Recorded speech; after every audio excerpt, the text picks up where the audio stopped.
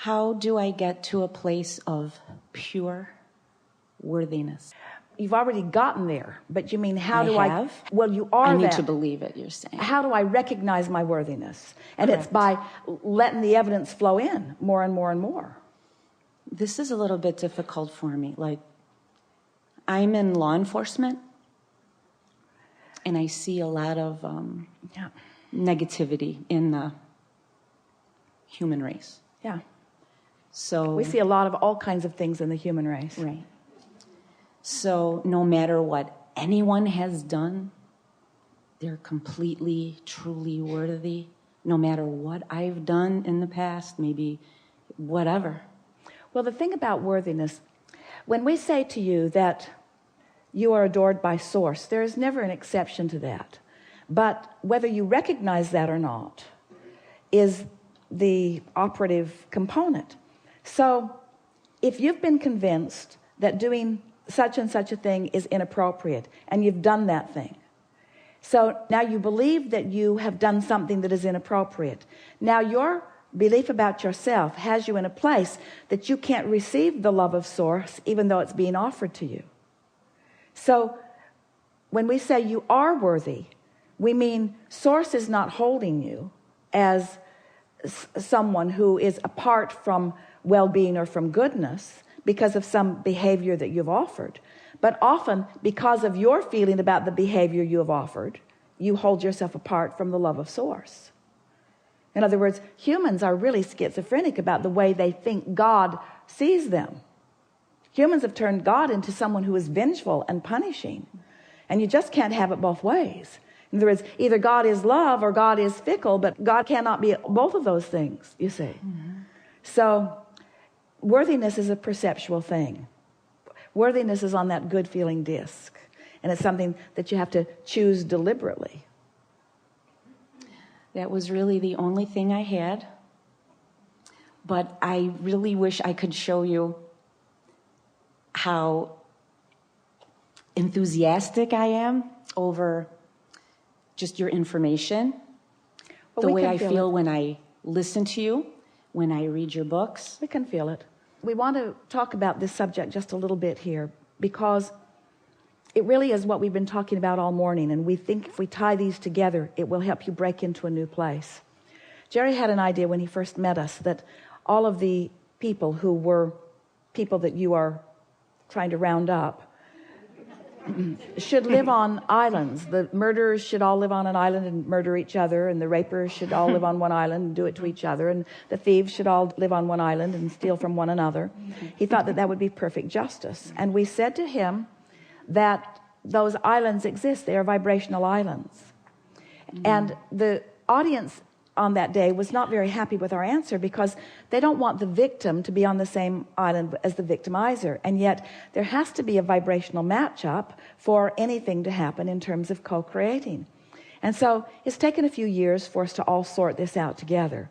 And so today we're talking to you about the disc that you are choosing, either indeliberately or by default, and how whatever point of attraction you are choosing, often it's because of what you're observing, but often it's also out of habit. It's from what you continue to regurgitate or what you continue to speak about. So you choose these discs, and then law of attraction brings to you things that are equivalent to whatever your normal or your chronic vibrational choice is. And so it would be accurate to say you're worthy of whatever is coming to you. You are deserving of whatever's coming to you. But it's not being assigned from the outside. It's not someone from the outside or someone from the inside like Source. It's not someone saying to you, you are worthy of more than you are receiving, because you're exactly worthy and deserving of whatever you are receiving, because you are vibrationally offering and things are coming back. So the word worthy then doesn't turn out to be the word that you wanted it to be, because when most people offer the word worthy, what they mean is there is someone who is righteous and good, who is looking out into the sea of all of us and is identifying us as appropriate or inappropriate. And I want to be seen as one who is so appropriate that then good things are sent my way. And we say, 100% of you are seen that way. And 100% of you, good things are being sent your way. The question is, what kind of a filter system, or how clogged are your pipes in receiving the goodness that you deserve that is being flown to you? And the answer to that question is, it's an in-the-moment attitude or mood or emotion.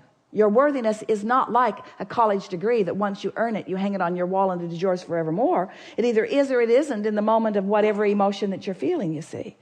So when you say, I want to feel worthy, we know that what you want to clarify is, I want to feel worthy of all of the goodness that I have amassed. I want to feel worthy of all of the attention that source energy has to offer.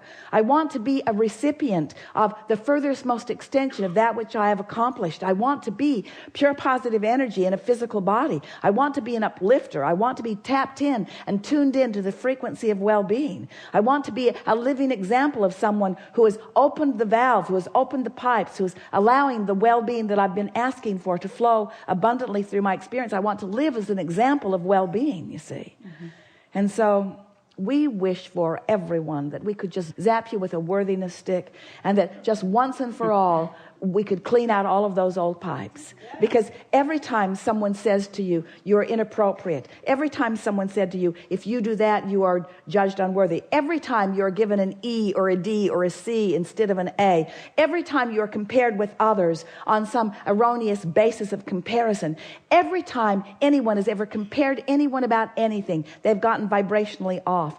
Every moment that you spend trying to justify where you stand to someone else, you are sort of clogging up those pipes. The only way to get to that feeling of worthiness, to that feeling of empowerment, to that feeling of goodness that is so natural within you, the only way to get there is by today reaching for the best feeling that you can find and practicing it until you own it more and more.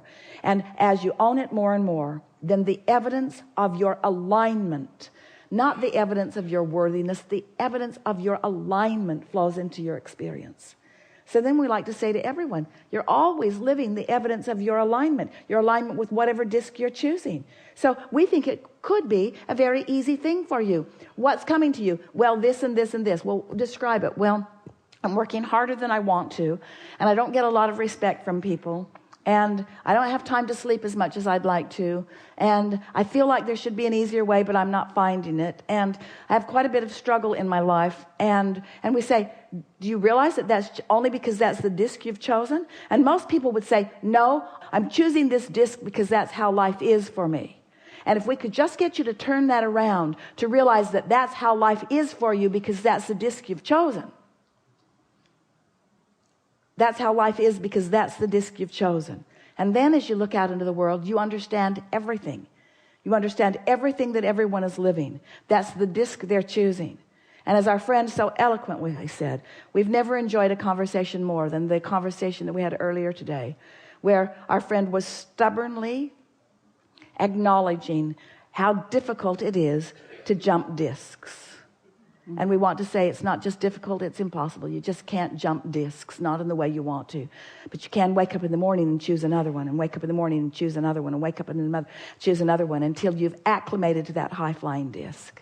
And we think that is what you're reaching for when you're reaching for the word of worthy, you say. Thank you. So if we were moving around in your physical world, and we were seeing people living all kinds of things that you don't want to live, and all kinds of things that you don't want them to live, and all kinds of things that you don't want them to spread around the community, we would, in our mind at least, we wouldn't try to express it to them because there's no point in saying things that people aren't ready to hear. But we would say in our mind, at every opportunity we have, as we are interacting in any of those experiences, we would say, you are the recipient, whether you are looking at the victimizer or the victim, you are the recipient of the vibrational results that you have been practicing. You are the liver of the vibrational results of the vibration that you've been practicing, And then just start listening.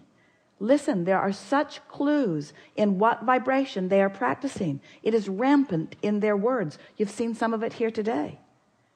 Do you think that the position that you're in has put you in a place of stronger wanting for the community? Yes. Do you think that sifting through all of that has caused you to put rockets of desire in your vortex Absolutely. of the way you would like society to live, and even how you would like individuals to be able to live and feel? Yes. So can you, right now, we think you can because we can feel where you are, can you put some words that we can all focus around out, reaching for that highest flying disc? Can you speak words about your work, oh boy, that fit up there? Improvement, hope. Those are discs along the way to there, and maybe that's the best that you can do. And it's because your observation of what you've been observing has sort of worn you down into a different vibrational expectation. But each time that happened, you launched a rocket and you got momentum going. So now here you are, the vortex is wide open. Source is looking right into the subject with you. So what are some words that you already own or believe or know that are on that high-flying disc that don't defy the reality of what you're living? Opportunity. Now just stay with us for a little bit. We're going to find some for you. Opportunity, and we don't just mean for improvement, we mean opportunity. Choices. You never know more clearly what you do want than when you're living what you don't want. Therefore, expansion. Cooperation. Mm-hmm. Momentum. Double back around. Opportunity. Expansion. Momentum. Self-empowerment. Seeking of freedom. I was going to say freedom. Knowing one's own self-worth. Speaking out about one's self-worth.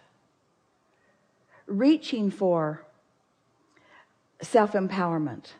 Reaching for freedom. In other words, there's so much of that happening all around you, of things that are innately known by individuals who are acting out, who are pushing back against a society that seems to have them held down. So what you're witnessing more than any person that we've ever visited with is the powerful and important results of contrast, where rockets of desire are flowing. Mm-hmm. There is more desire flowing out of the people that you are interacting with than out of the people that most of the people in this room are interacting with.